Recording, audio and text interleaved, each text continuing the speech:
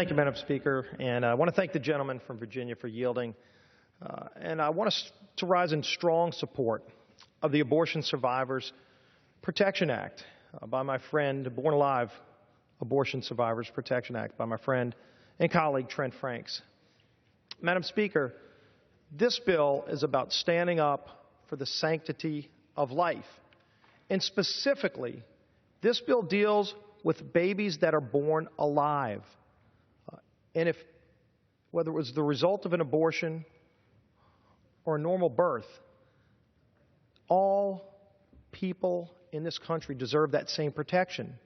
Madam Speaker, why should a baby that's born alive be denied that same right?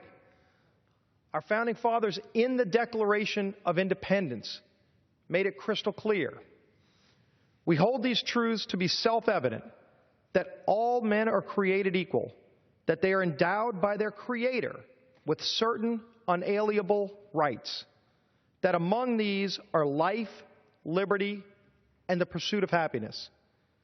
Madam Speaker, the first unalienable right mentioned by our founders, and these were not rights given to us by our founders. They were given to us by our Creator, and that first right is life. And if a baby is born alive, they ought to have that protection. That's what this bill is about. It's about giving that protection that's enumerated in the Constitution and in the Declaration of Independence itself, to say they ought to have that protection in law, that if they're born alive, that they ought to have that same medical protection.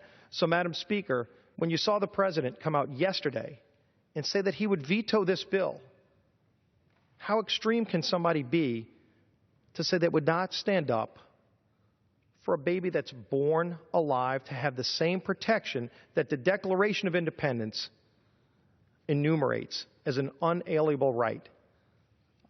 This should be a place where we can all come together, a place where we can all agree that we as a House can come together and stand up and give that protection in law to those babies that are born alive.